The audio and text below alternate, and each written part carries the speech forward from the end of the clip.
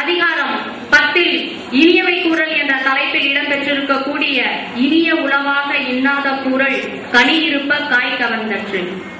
இன்சொல் பேசுவதின் இன்பம் குறித்து நம்மிடையே தன்னுடைய மழலை மிகு ஆணித்தரமான பேச்சால் பேச முன்வருகின்றார் செல்வி சஃபரின் 8ஆம் வகுப்பு JN பள்ளி கன்னிகை புதூரை சேர்ந்த மாணவி அவர்கள்.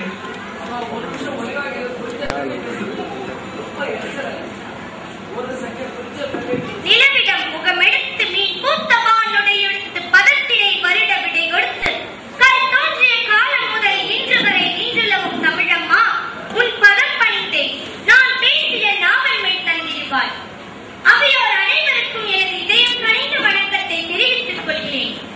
கொடுக்கப்பட்டுள்ள பொருள் இனிய உலகாக இன்னாத கூறல் கனியிருப்ப காய் கவர்ந்தற்று என்பது வள்ளுவர் வாக்கு. மகாத்மாவின் வழி அஹிம்சை, காமராஜரின் வழி கருணை, நேதாஜியின் வழி துணிச்சல், பேரறிஞர் அண்ணாவின் வழி சீர்திருத்தம், அத்தனையும் உள்ளடங்கிய ஒரே வழி உலக பொதுமறை திருக்குறளே ஆகும். அறம் பயக்கும் இனிய சொற்களும் தனக்கு உளவாய் இருக்க அவற்றை கூறாது பாவம் பயக்கும் இன்னாத சொற்களை ஒருவர் கூறுவது தன் கையில் இனிய கனிகளை வைத்துக் கொண்டு அவற்றை உண்ணாது காயை உண்பதற்கு சமம். உணவு உண்டையிருந்தும் வாழ்வின் பயனை துய்ப்பதில்லை. சிந்தனை விதைகள் அனைத்தும் தவறாது முளைக்கும். அவரவர் விதைக்கும் அவரவரே பொறுப்பு. தன்னுடைய வாழ்வை உருவாக்கும் சக்திகளை வடிவமைக்கவும் கட்டுப்பாட்டில் அமைக்கவும் தன்னால் முடியும் என்ற ஒன்றை கற்றுக்கொள்ள வேண்டும். அடுத்தவர் யாருக்கும் அதில் பொறுப்பு கிடையாது என்பதை புரிந்து கொள்ள வேண்டும். ஒருவர் தான் விரும்பிய இடத்தை அடையவில்லை என்றால் அவர் முழு வல்லமையோடு செயல்படவில்லை என்பதுதான் அர்த்தம். முயன்றால் உங்கள் கனவுகளையும் மீறிய செழுமையையும் பெற முடியும் என்பதே அதற்கான சூத்திரம். தீய சிந்தனை நம்மை சிறையில் அடைக்கும், நல்ல சிந்தனை நம்மை சிறகடித்து பறக்க வைக்கும். சிந்திக்க தெரியாதவன் முட்டாள், சிந்தித்து செயல்படுகிறவன் அறிவாளி, சிந்தித்தும் செயல்படாதவன் கோழை. நமக்குள் எத்தனை திறமைகள் புதைந்து கிடக்கும் தருவாயில் ஒன்றுமே தெரியாத யாரோ ஒருவரை நாடியிருப்பது எதுவுமே தெரியாத ஒரு குழந்தையை போல தீச்செயல்களை செய்து நாமும் கெடுகிறோம். இதையேதான் டாக்டர் APJ அப்துல் கலாம் இளைஞர்களே கனவு காணுங்கள், உன்னுள் புதைந்திருக்கும் ஒவ்வொரு திறமைகளையும் உணராமல் வாழ்க்கையை வீணடிக்காதே. நாம் பிறப்பது ஒரு சம்பவமாக இருக்கலாம், ஆனால் நாம் இறப்பது ஒரு சரித்திரமாக இருக்க வேண்டும் என்பார். ஒருவர் எந்த செயலை தொடங்கினாலும் அதனால் அழிவதையும் அழிந்த பின் ஆவதையும் அதன் பின் உண்டாகும் ஆதாயத்தையும் அறிந்து செயல்பட வேண்டும். பட்டிக்காடா பட்டணமா ரெண்டும் கேட்டா லட்சணமா, பட்டிக்காடா பட்டணமா ரெண்டும் கேட்டா லட்சணமா.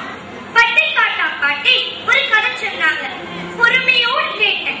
பொறுமையோடு கேட்கிறவங்க சிலர் வாட்ஸ்அப், தொலைக்காட்சி, Facebook என்று வளர்ந்திருக்கும் காலத்தில் பெரியவர்களின் அனுபவ கதையை யாருமே கேட்பதில்லை.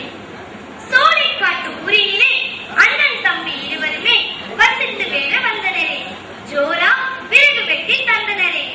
காலை முதல் மாலை வரை விறகு வெட்டி சுமை தாங்காமல் புலம்பியே நடந்தனரே. தம்பியோ எளிமையாக எடுத்து வந்தான். அண்ணா, உனக்கு விறகுகள் பாரம் இல்லையோ என்றான்.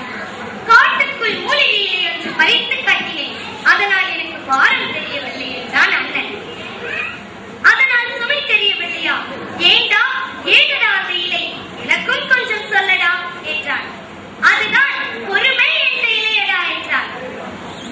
வியந்தான். தம்பி, பொறுமையில் எதையும் சுமப்பதற்கு பாரம் இல்லை. நாம் நல்லவர்களாக இருப்பதும் நம்மிடம் நம் கையில் தான் உள்ளது.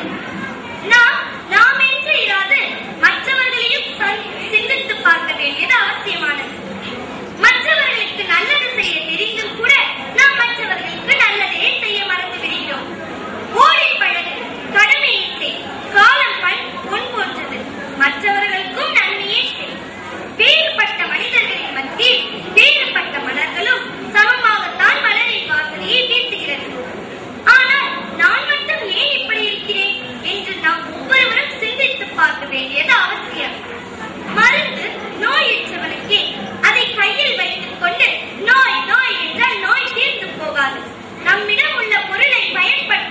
மிக அவசியமானது.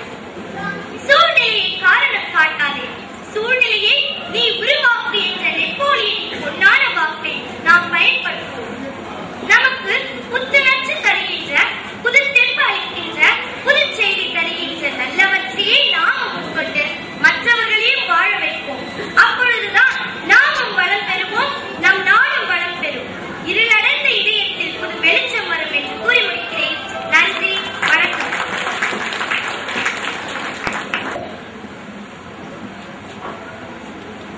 இனிமையாக பேசுவதையும் சிறப்பையும் நம்முள் இருக்கக்கூடிய ஆற்றலையும் வெளிக்கொணர்வதை பற்றி மிக அழகாக மாணவி பேசினார். நன்னெறியிலே சிவபிரகாசர் மிக அழகாக சொல்லுகின்றார். இன்சொலால் அன்று இருநீர் வியன்புலகம் வன்சொலால் என்றும் மகிழாதே, பொன்சை அதிர்வலையாய் பொங்காத அழற்கதிரால் தன்னன் வரவால் பொங்கும் கடல்.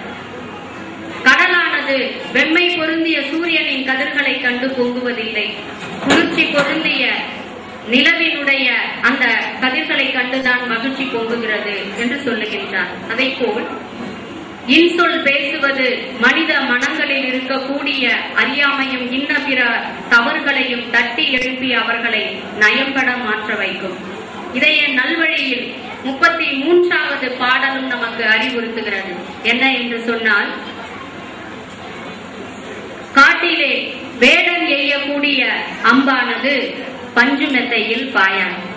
காட்டிலே வேடன் எய்யக்கூடிய அம்பு பஞ்சு மெத்தையில் பாயாது.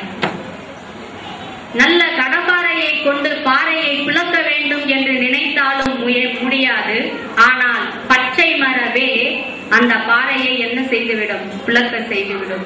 ஆகவே விடுக்கின்ற பேச்சு நமக்கு வேண்டிய நன்மையை எப்பொழுதும் பெற்று தராது. இனிமையான பேச்சு நமக்கு வராத ஒன்றை கூட பெற்று தரக்கூடிய ஆற்றல் உடைத்து என்று அந்த பாடல் சொல்லுகின்றது. நாமும் கூட நம்முடைய வீட்டிலே பார்த்திருப்போம். எனக்கு ஒரு கெட்ட பழக்கம் உண்டு. எந்த பொருளை எடுத்தாலும் 4 பொருள் எடுத்து சென்றால் 3 பொருள் கட்டாயமாக பத்திரமாக எடுத்து சென்றாலும் கீழே போட்டு விடக்கூடிய பழக்கம் உண்டு. அப்படி நான் போடுகின்ற பொழுது என்னுடைய தாயாரோ தந்தையாரோ என்னை திட்டியதில்லை. பரவாயில்லை, போனால் போகட்டும், அடுத்த முறை பத்திரமாக எடுத்து செல் என்று சொல்லி இருக்கின்றார்கள். இதை நான் ஒரு பெரிய பாடமாகத்தான் நினைக்கின்றேன். என்னுடைய வீட்டில் கூட நான் அப்படி தவறுகள் செய்துவதும். காபி போடுவதற்காக இந்த குவளையிலே காபி தூள் போட்டிருப்பேன். ஆனால் தண்ணீர் எடுக்க வேண்டும் என்று அதை என்ன செய்திருப்பேன்? அதை போட்டு எடுத்து விடுவேன். இந்த தவறு நிகழ்ந்தது உண்டு. இதை பற்றி என்னுடைய மாணவர்களிடம் வகுப்பில் நான் ஒரு முறை பேசினேன். இது நம்மை அறியாமல் நாம் செய்யக்கூடிய தவறுகள் தான். நம்முடைய அம்மா கூட அப்படி நிறைய தவறுகள் செய்யலாம். ஆனால் நாம் அங்கே கடிந்து கொள்ளக்கூடாது என்று நான் சொன்னேன். இப்பொழுது ஒரு மாணவன் எழுந்து வேகமாக அழ ஆரம்பித்தார். ஏனப்பா நீ அழுகிறாய் என்று கேட்டேன். நம் +2 படிக்கக்கூடிய ஒரு மாணவன். இல்லை, இன்று காலை தான் என்னுடைய தாயார் அப்படி டம்ளர் தண்ணீர் கேட்கின்ற பொழுது அதில் ஏதோ ஒன்று போட்டு கொண்டு வந்து வைத்து விட்டார் என் முன்னால். நான் அவர்களை மரியாதை குறைவாக பேசிவிட்டேன். இன்று சாயந்தரமே போய் நான் அவர்களிடம் மன்னிப்பு கேட்பேன் என்று அந்த பையன் அழுகையினூடே சொன்னான். நம்முடைய குழந்தைகள் தவறு செய்கின்ற பொழுது அல்லது தவறி கீழே விடுகின்ற பொழுது கூட, பொருள்களை கொட்டி விடுகின்ற பொழுது கூட, இதை தெரியாமல் செய்துவிட்டாய் அல்லது அறியாமல் செய்துவிட்டாய், இதை சுத்தப்படுத்த வேண்டும், இதை சரிப்படுத்த வேண்டும் என்று அவர்களுக்கு நாம் நயம்பட எடுத்து சொன்னால் நிச்சயமாக அவர்கள் அதனை புரிந்து கொள்வார்கள். என்னுடைய மகள் இங்கே வந்திருக்கின்றாள். அவள் கூட என்னிடம் ஒரு முறை கேட்டாள். கடைக்கு சென்று வாங்கி வரும்பொழுது ஒரு பொருளை அவளிடம் கொடுத்தேன். அவள் கீழே போட்டு விட்டாள். ஏன் அம்மா போட்டு விட்டாய் என்று சொன்னேன். நீ இதுவரை எந்த பொருளையாவது போடாமல் எடுத்து சென்றிருக்கிறாயா? என்னை போட்டு விட்டேன் என்று கேட்கிறாயே என்று சொன்னார். இப்பொழுதுதான் என்னுடைய தாயார் என்னை செய்ததும் நான் என்னுடைய மகளை செய்ததையும் அங்கே சொல்லி இனிமேல் பத்திரமாக எடுத்து வாமா என்று அவளிடம் சொன்னேன். நம்முடைய பிள்ளைகளும் நம்முடன் படிக்கக்கூடிய மாணவர்களும் அப்படி நமக்கு கோபம் வரக்கூடிய அளவிலே செய்யக்கூடிய குறும்புத்தனம் மிக்கவர்கள் தான். அவர்களை நாம் நயம்பட சொல்லி திருத்த வேண்டும். அடுத்ததாக நம் முன் பேசிய இந்த 5 மாணவிகளையும் மேடைக்கு முன்னே வருமாறு அன்போடு அழைக்கின்றேன். இவர்கள் பாரதி கண்ட புதுமை பெண்கள். மங்கையராக பிறப்பதற்கே நல்ல மாதவம் செய்திடல் வேண்டுமம்மா என்ற வரிக்கு முன்னுதாரணமாய் திகழக்கூடிய செல்வங்கள். வள்ளுவன் சொன்ன மக்களிடையே விதைத்திட்ட விதை நாற்றுக்கள். நிச்சயமாக இவர்கள் மிக நன்றாக நமது ஐயா அப்துல் கலாம் கண்ட கனவை போல் இந்த நாட்டிற்கு உயர்ந்த குடிமக்களாக உயர்ந்த இந்த பொன்னேரி பகுதி வாழ் மக்களை பெருமையை நாட்டிற்கும் வீட்டிற்கும் பள்ளிக்கும் பறைசாற்றக்கூடிய ஆற்றல் மிக்கவர்கள். அவர்களை உங்கள் இனிய கரவொலியோடு பாராட்டுமாறு அன்போடு கேட்டுக்கொள்கின்றேன். வள்ளுவர் வழங்கிய செல்வங்களில் மிக மிக இன்றியமையாததை மிக அழகாக இவர்கள் சொல்லி சென்றிருக்கின்றார்கள். அத்தகைய அன்பையும் அருளையும் நாம் இரு கண்களாக கொள்ள வேண்டும். அறிவை ஆசையாக கொள்ள வேண்டும். நானுடைமையை ஆடையாக தரித்துக் கொள்ள வேண்டும். அடக்கத்தை நடத்தையாக கொள்ள வேண்டும். நடுவு நிலைமையையும் இனியவை கூறலையும் இன்ன பிறவற்றையும் மிகப்பெரிய முயற்சியாக நம்முடைய வாழ்க்கையிலே ஏற்று போற்றக்கூடிய பண்பாளர்களாக நாம் மலர வேண்டும். அந்த செய்தியை இந்த பைந்தளிர் அரங்கத்திலே விதைத்திட்ட இந்த ஐந்தளிர்கள் எல்லா வளமும் நலமும் பெற்று மிகச்சிறந்தவர்களாக உருவாகிட வேண்டும். உருவாகுவார்கள். அதில் எந்த விதத்திலும் எந்த அளவிலும் ஐயமில்லை என்று சொல்லி இந்த மேடையிலே எனக்கு வாய்ப்பளித்த பொன்னேரி இலக்கிய பேரவைக்கு நன்றியையும் பாராட்டுதலையும் உங்கள் அனைவருக்கும் என்னுடைய வணக்கம் கலந்த நன்றியையும் தெரிவித்துக் கொண்டு வாய்ப்பிற்கு நன்றி கூறி பாராட்டி விடைபெறுகிறேன். நன்றி, வணக்கம்.